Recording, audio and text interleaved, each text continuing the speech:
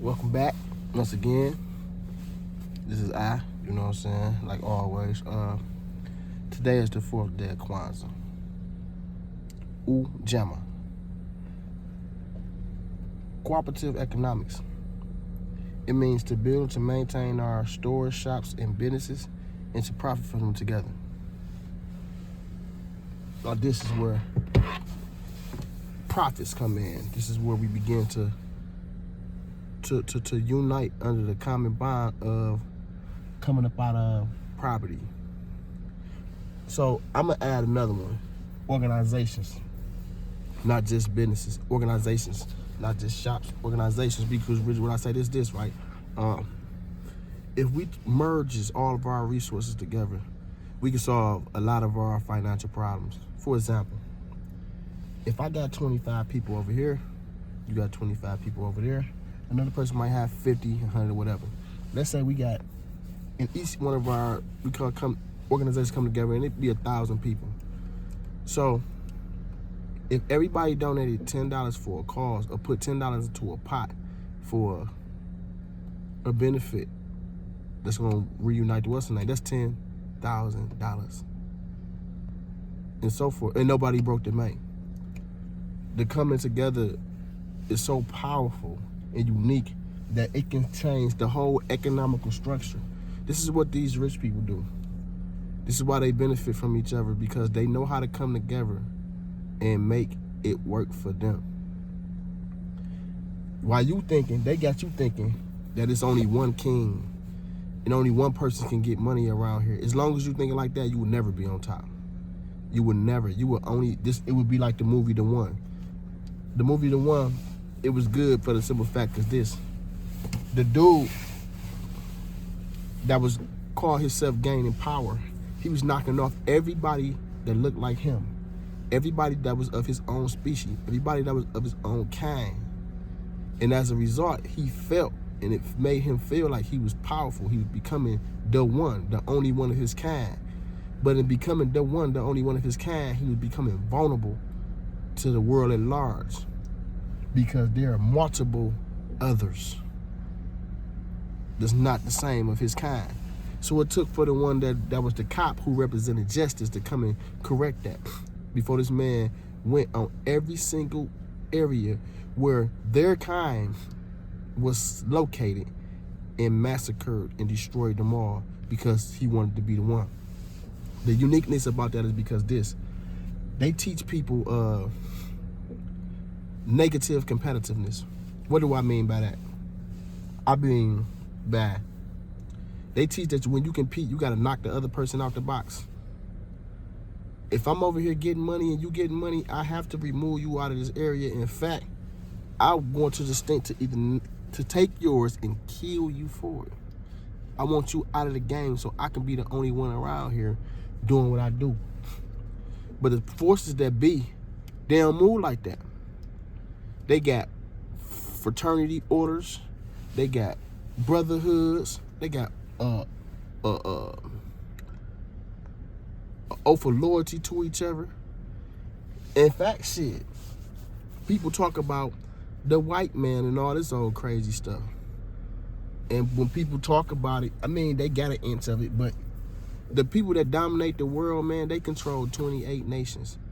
When you look at the European Union, it's 28 nations that dominate the world. Not one, not two, 28. Just think about that for a second. There was once upon a time, this would happen to the formulation of it, right?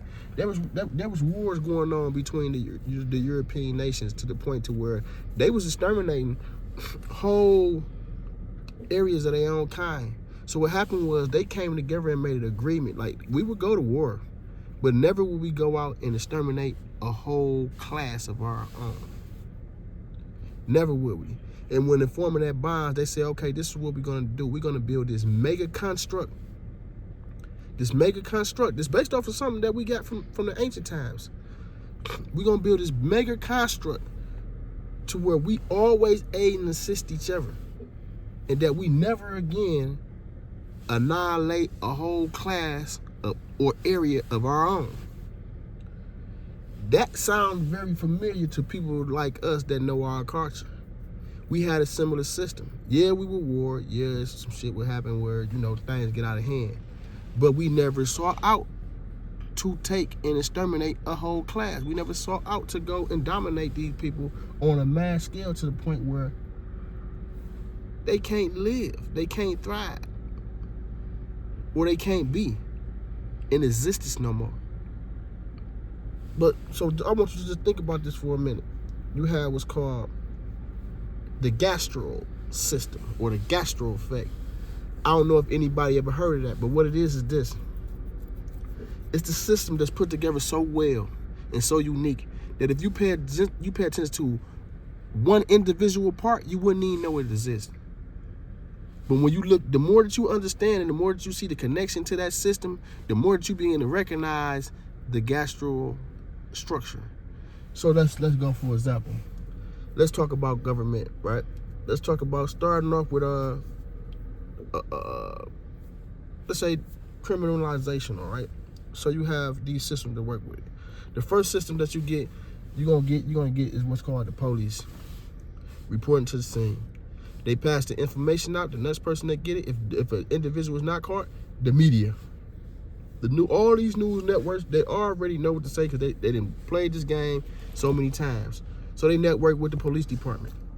The other person that gets involved, technically they get involved before the news media, if there's a victim, is the hospitals.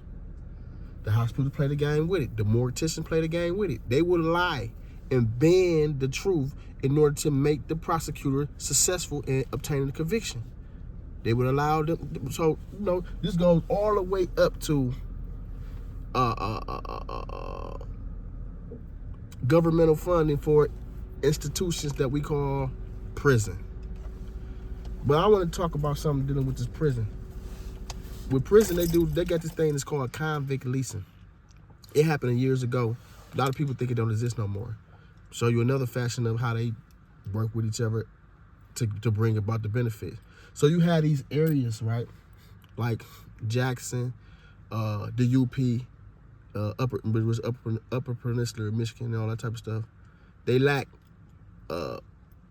major corporations up there to make sure the people is strong, whatever, right? They on welfare just like the blacks. In fact, there's a lot of white people on welfare as well. They going through the same type of stuff we going through. And it's just, so what they did was this, right? Because I ain't going to all that other type of stuff. What they did was this. They took and created prisons up there, parallel to the convict leasing thing. Because if the convict leasing was when they allegedly freed the slaves, what they really said, turn the slaves over to the state because it costs too much money for you to keeping up the maintenance of 20, 30, 40 slaves if you're a slave master. Turn them over to the state, we build these factories, and then we pay them little small wages and let them fend for themselves. After we pay for their wages, then they keep up their own maintenance. And they come back and report to us and be slaves. So what would happen is this. They still had these farms and these plantations that needed able bodies. So what they would do is they would call to an individual state. And they would say, hey, listen, man, I need some strong able bodies to come down here and farm on my land. I need some slaves. So what they would do is say, okay, then they created what was called black codes. The black codes is where jaywalking and all these little petty laws come along to where you get fines and all this type of stuff so that you can be arrested and shipped off to a plantation to work off your debt because you don't have the money to pay for your debt. It's structured for that to be like that. So, but you can't pay off your debt. I just send you up there to work these fields and labor in these fields in the form of slavery and to bring money into that community that lacked the resources to generate funds. So you fast forward, we got the same thing popping off in here. This ain't about no criminal justice system, but it's about them people being able to feed their people off of a system. Governmental funded, the IRS is gonna cash them out, or the FBI and all them IRS and all them. They gonna they ain't worried about no money. They print the money, so money ain't no issue when you're dealing with government. But they know to keep the people that they won't satisfy, they had to create the systems. So this is what they created. So now they get to feed whole communities off of able bodies. What we call prison, industrial complex. But I'm showing how they work together to maintain their shops, their stores, and their businesses. Because prison went from a non-profit to a for-profit billion-dollar industry. You know what I'm saying? So this is something that's literally need to be checked into. You look at all these corporate giants, they got what's called no monopoly. What that means is this: I can't come up with a product that sells well and corner a whole market. I have to let competition into that market. Because if I don't, then I can go to jail for having a monopoly. Think about that. It's a law that tells you, get big if you want to with something that's what's name, a corner of market. You're going to get hit with having a monopoly. They do that because, again, they have to maintain off of they got to eat off of you. The thing is, for us as a people, we need to recognize, how do we eat off of ourselves and with ourselves together? We can come together. It's so many able bodies in our community. It's so much talent in our communities, you know what I'm saying? To where, and resources in our community, to where we can come up with a system, an economical blueprint, to where we can fund the talents in our community, to where we can build the shops in our community that benefits us. I'm talking about the whole community at large. We can make the jobs that we need. It has been done before. It came with a challenge, because people, you look at Black Wall Street, look at Rosewood, look at Idlewild, Michigan, even look at the Black Bottom, Detroit. You see what I'm saying? But all these places where it been done in part. But the thing is this: they got us not learning how to benefit from our own businesses, stores, and shops together. So now I'm saying it's just all about me, forget you. But if I'm about something, and I'm about with my people, if I'm for my people and you for my people, and we both for the people, why can't we get money together? Why can't we teach these kids how to be competitive in a way that brings about more success? The one is bullshit. Everybody, I read this right here, and this is something that I believe in. This in the spiritual system of Kemet. Raul Nefere man says that when you're going through this initiation system, it's in value 4 of the mental nature, and you go through these different phases throughout the year and stuff, calculating your spiritual growth. They said the moment that you feel like you need to be praised and worshiped and idolized, you deceiving yourself. Because the concept of motherfucking being a stinking ass leader is bullshit. You want to be a leader. You want to be somebody that be idolized so much that you go to these great lengths to destroy people's lives, because you try to want people to be up under you as if you got all the answers. That ain't how it works. I don't care if you spiritual. I don't care if you a financial guru. I don't care if you a world leader. You don't have all the answers, man. And you can't tell another person how to be successful, because you don't even know what a person wants in life. So you don't know what success look like. I told one of my brothers, it was some incidents in prison where I was filing lawsuits against staff and stuff, violating my constitutional rights. The brother said, "Hey, you would never be successful. You can't win messing with them." I say, I can win. And I do win. Because when I file my grievances and stuff, it might take me a minute, but they leave me alone, man. And they gonna pay me for what I went through against them. And they paid me. I settled for some stuff. It was a little bit of money, but still, they paid me. They compensated for me for violating my rights. And after they compensated me, they understood that, hey, this man not. But success looked like that to me.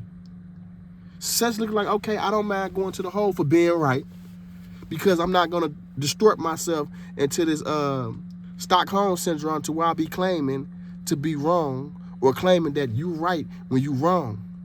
That's retardation. And I ain't about to rationalize your action and putting pressure on me. But that's far from the topic at hand. But when we begin to pull our own resources, man, we can create communities. Fuck businesses. We can create communities that can produce this wealth for the community. And we can create business from these structures if we take the time to come together. Whether you a gangbanger, whether you saying let's do it with the family, whether you saying I'm going out to the community at large, whether you say I'm trying to build a global network that does these different things. You can take, like, I got a plan. My Rich O'Reilly program is that. The first phase of the Rich O'Reilly program is to gain enough individuals that's willing to come together for the common purpose of solving our own problems financially first, right? And if we get, let's say, for example, I'm just going to throw a number out there, if we get 20,000 people involved, and that's not a lot when you talk about these online followers and stuff, right? 20,000, we can say 10,000 people involved. They can donate $10. What that would be, like $100,000 or something like that? I don't know what it is, big. You figure it out. I'm just throwing some numbers out there. But what I'm saying is this: 20,000 people donating $10 or donating $20. That's a lot of money. And nobody broke the bank. So if we threw this stuff around, everybody within that circle can be able to have something, plus the community. Because we aided in each other's success. So if a family come along and say, hey, listen, I'm going through some things, I'm about to get kicked out of my house. The 20,000 people donate $1, and that's $20,000 for them. 50 cents, and that's $10,000 for an individual in need. That's dope shit right there. That's the type of shit that restructures communities, man. You can't lose when you got a body like that. Because you can take that same thing and say, I'm trying to start a business. Can y'all help me out? And everybody donate 50 cents. And you just got $10,000 to start your business. That's dope shit. That's the type of cooperative economics that we're talking about here. Because we can benefit from this together. Because I can tell you, we doing this for the community. So you got to get something back. Come back and teach it. Build that business in the community. We're going to support you. The young artists out there, we're going to support you too. Because how we benefit from having helping other people become success, because we make our community more beautiful. That one person that we aided could have been the one person that was about to go rob and kill somebody because they didn't have the essentials that they needed to get back. And we just saved a life or multiple lives. That's what cooperative economics is all about. Cooperative economics. And this is what we need to strive for in our communities, man. We can build our own shops. We can build our own, emotional awareness classes or emotional intelligence classes. Because it's more than just being aware of something. You got to be intelligent about this type of stuff, man. You got to be in tune. But we can build these things that teaches us about holistic health so we can start healing ourselves. Bringing our talents to the table so that we can be able to develop them and make them profitable. Building these shops, building these businesses, building these structures, and building these organizations that benefit the people. I leave y'all as I came. One love, many lives, one nation, one struggle. Again, this is the 4th day of Kwanzaa. A Barrett Ghani to you all. Ujama.